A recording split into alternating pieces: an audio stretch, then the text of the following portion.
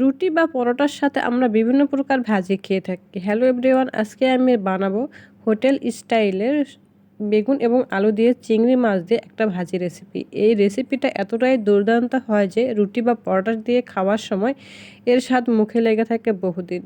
ভীষণ মজার একটা রেসিপি।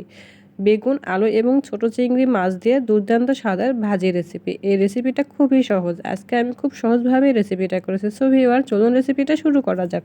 চিংড়ি মাছ দিয়ে বেগুন আলু ভাজি করার জন্য আমি এখানে একটা বেগুন এবং 2টা আলু এবং কিছু চিংড়ি মাছকে খুব ভালোভাবে চিকন করে কেটে এবং ধুয়ে পরিষ্কার করে নিয়েছি।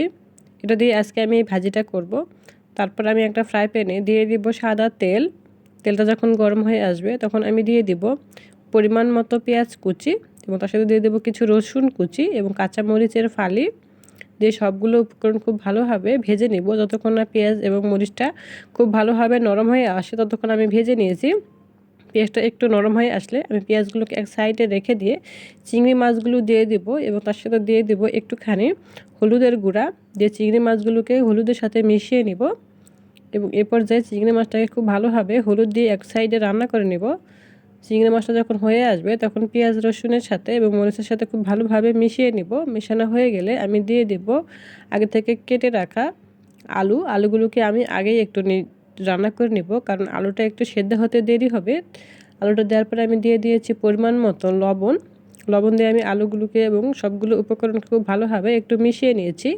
মেশানো হয়ে গেলে তখন আমি দিয়ে দিব খুবই অল্প পরিমাণের পানি দিয়ে দিব।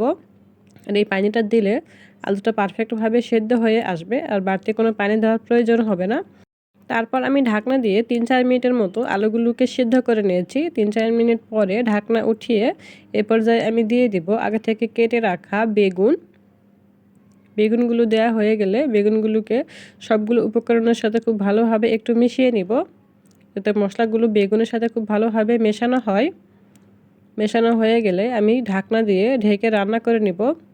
আবারও 3 মিনিটের মতো আমি ঢাকনা দিয়ে খুবই হালকা আঁচে রান্না করে নিয়েছি। এই পর্যায়ে দেখা যাবে যে বেগুনটা অনেকটাই নরম হয়ে আসবে।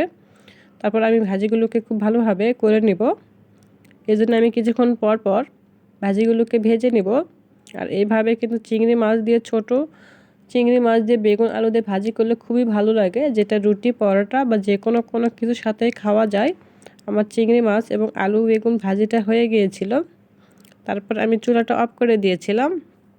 এইভাবে বেগুন এবং আলু চিংড়ি মাছ দিয়ে ভাজি করলে ভীষণ মজা লাগে খেতে। ভীষণ মজার একটা রেসিপি হয়। তারপর আমি পরিবেশনের জন্য উঠিয়ে নেব ছোট চিংড়ি মাছ দিয়ে বেগুন আলুর ভাজি। দুর্দান্ত একটা মজার রেসিপি। সো ভিউয়ার্স, আমার রেসিপিটি কেমন লোভনীয় হয়েছে দেখতেই পাচ্ছেন।